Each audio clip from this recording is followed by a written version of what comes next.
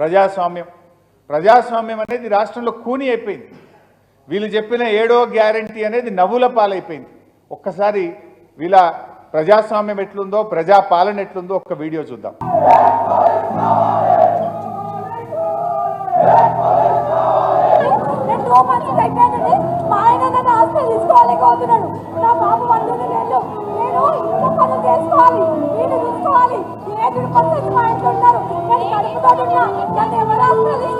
Thank you.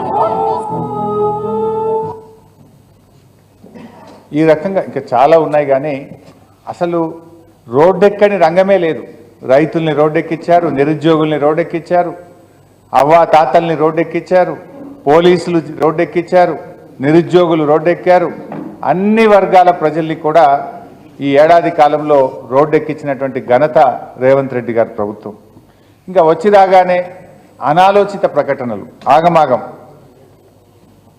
Gachibowli నుంచి Shamshabad ఎయిర్పోర్ట్కు metro రైలు రద్దు, pharma city రద్దు, హైదరాబాద్లో 10 గంటలకే వాణిజ్య వ్యాపారాలన్నీ బందు, హైడ్రా పేరిట కూల్చివేతల పేరిట అరాచకం. అంటే ఇవన్నీ కూడా ఒక నెగిటివ్ యాటిట్యూడ్. దాంతో ఏమైంది, మొత్తం కూడా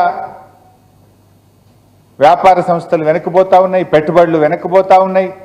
దాంతో నాలుక గరుచుకొని అన్నీ తూచి అన్నాడు. లేలే మెట్రో రైలు రద్దు కాదు, రూటు మార్పు అంటాడు. ఫార్మాసిటీ రద్దు కాదు, కొంత మాత్రమే పెడతా అంటాడు. 10 గంటలకు దుకాన్లు బంద్ అంటాడు. లేలే ఇది మళ్ళీ 1 గంట దాకా పెంచుతా అంటాడు. కానీ ఏమైంది, జరగాల్సిన డ్యామేజ్ జరిగిపోయింది. హైదరాబాద్ బ్రాండ్ ఇమేజ్ ఆగమైపోయింది. పెట్టుబడి పెట్టే సంస్థలు పునరాలోచనలో పడ్డాయి. రేవంత్ యొక్క అపరిపక్వ వైఖరితో రాష్ట్ర ప్రగతి మసకబారింది. పరిపాలనలో కూడా వైఫల్యమే. నిజంగా చెప్పాలంటే ఆగమాగం.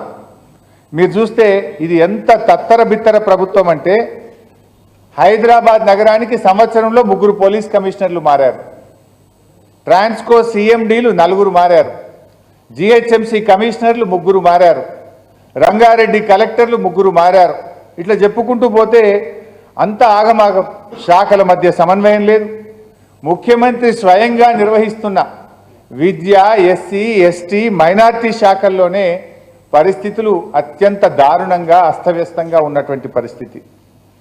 ఇలా పాఠశాలల్లో గురుకుల విద్యార్థులు విష ఆహారం తిని ప్రాణాలు కోల్పోతున్న పరిస్థితి.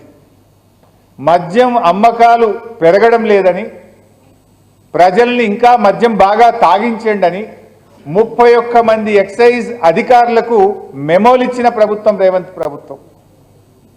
అంటే దీన్ని బట్టి ఒకటి ఏమర్థమవుతుంది, సీఎం రేవంత్ రెడ్డి పరిపాలనలో ఆయనకు కన్విక్షన్ లేదు, కాన్సన్ట్రేషన్ లేదు, కన్సిస్టెన్సీ లేదు అనేటువంటి విషయం చాలా స్పష్టంగా ఈరోజు మనకు అర్థమవుతా ఉంది.